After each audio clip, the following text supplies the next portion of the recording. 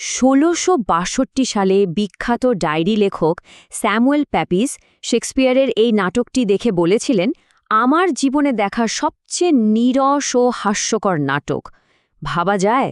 আচ্ছা, চলুন আজকের এই আলোচনায় আমরা পেপিসের এই তাচ্ছিল্যভরা মন্তব্যের সাথে নাটকটির আসল মনস্তাত্ত্বিক গভীরতার একটা তুলনা করে দেখি।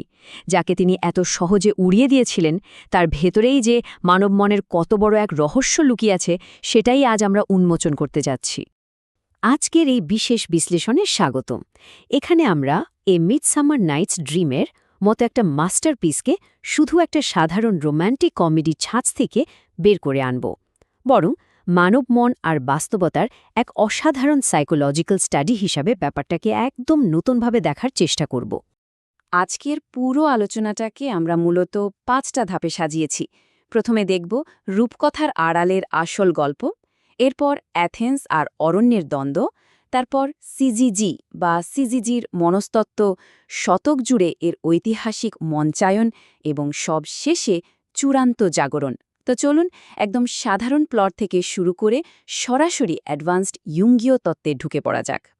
প্রথম ভাগ, নিছক রূপকথার ঊর্ধ্বে একটি বিভ্রান্তিকর আবরণ।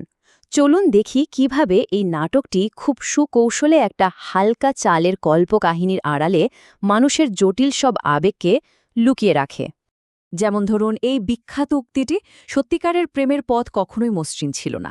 এখানে সবচেয়ে ইন্টারেস্টিং বিষয়টা হলো, নাটকে দেখানো প্রেম কিন্তু একদম নিখুঁত কোনো আদর্শ বা চরম হতাশার কোনো গল্প নয়, বরং এটা এমন এক অদম্য নিয়ন্ত্রণহীন শক্তি যাকে বাস্তব দুনিয়ার নানা বাধা অতিক্রম করতে হয়। দ্বিতীয় ভাগ, অ্যাথেন্স বনাম অরণ্য, দুটি ভিন্ন জগৎ। গল্পের আরেকটু কাঠামোগত দিকে নজর দিলে আমরা দেখতে পাই, এখানে সুশৃঙ্খল ও সভ্য সমাজের সাথে বন্য ও আদি মরণের একটা দারুণ বৈপরীত্য তৈরি করা হয়েছে। একদিকে আছে অ্যাথেন্স, যা মূলত যুক্তি, আইন, দিনের আলো আর ডিউক থিসিয়াসের প্রতীক, সোজা কথায় আমাদের চেতন মন। আর ঠিক এর বিপরীতেই আছে অরণ্য, আবেগ, জাদু, রাতের অন্ধকার আর ওবেরন টাইটানিয়ার জগৎ, অর্থাৎ আমাদের অবচেতন মনের এক বিশৃঙ্খল রূপ। সভ্যতার সাথে আদিমতার এই সরাসরি সংঘাতটা সত্যি অসাধারণ, তাই না? এই দৃশ্যটার দিকে তাকালেই বোঝা যায়, অরণ্য আসলে এমন একটা রহস্যময় জায়গা হিসেবে কাজ করে যেখানে জাদুর রাজত্ব চলে। আদিম আবেগগুলো এখানে পুরোপুরি নিয়ন্ত্রণহীন, আর দৈনন্দিন জীবনের সাধারণ যুক্তিগুলো এখানে এসে একেবারে মুখ থুবড়ে পড়ে। তৃতীয় ভাগ, সিজিজি এর মনস্তত্ত্ব, বিপরীতের ভারসাম্য। এবার চলুন সেই গভীর মনস্তত্ত্বে প্রবেশ করা যাক, যা এই সাহিত্যকর্মটিকে স্কুলের সাধারণ পাঠ্যবইয়ের গণ্ডি পেরিয়ে এক অনন্য উচ্চতায় নিয়ে যায়। সিজিজি শব্দটাই আসলে এই টেক্সটটাকে বোঝার একটা নিখুঁত লেন্স বলা যায়। চেতন এবং অবচেতন মনের মতো পরিপূরক বিপরীতমুখী বিষয়গুলোকে একত্রে যুক্ত করে ভারসাম্য অর্জন করাই হল সিজিজি। সহজ কথায়, আপাতদৃষ্টিতে বিপরীত মনে হওয়া শক্তিগুলো যে একে অপরের পরিপূরক এবং একটি ছাড়া অন্যটি অসম্পূর্ণ, এটাই তার মূল কথা। কার্ল ইয়ংয়ের আর্কিটাইপগুলো দিয়ে এই চরিত্রগুলোকে বিশ্লেষণ করলে ব্যাপারটা মুহূর্তেই পানির মতো পরিষ্কার হয়ে যায়।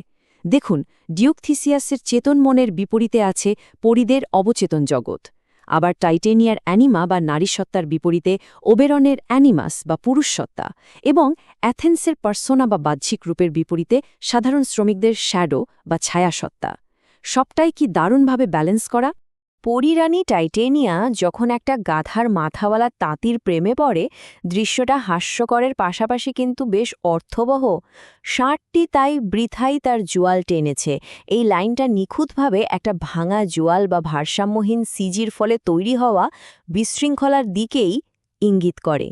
পাকেরই খুব সাধারণ গাণিতিক হিসাবটা খেয়াল করুন, 2 ধরনের 2 মিলে 4 হয়।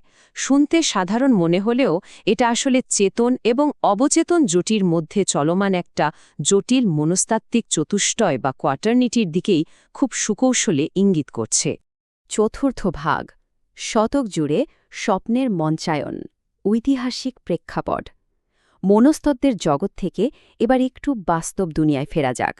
চলুন দেখি শতাব্দীর পর শতাব্দী ধরে এই গভীর দ্বৈততাগুলোকে কিভাবে মঞ্চে উপস্থাপন করা হয়েছে।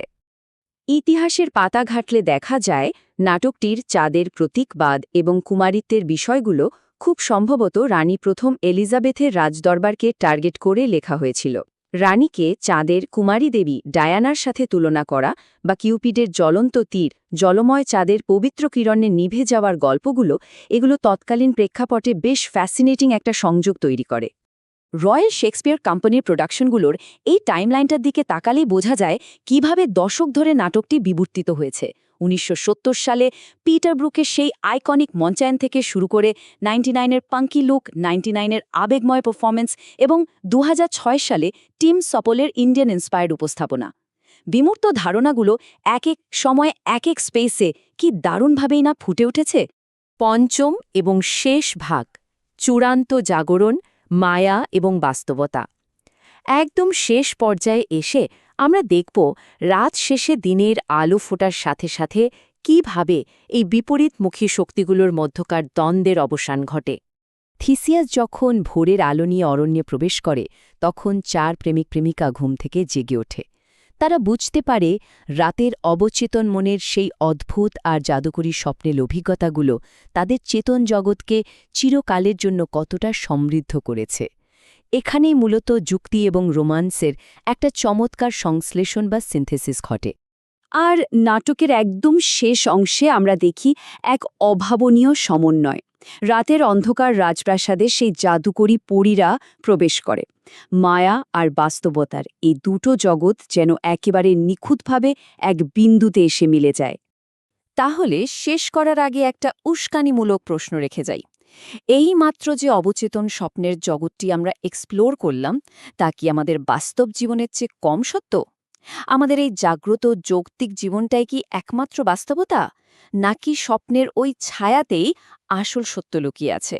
বিষয়টা একটু ভেবে দেখ।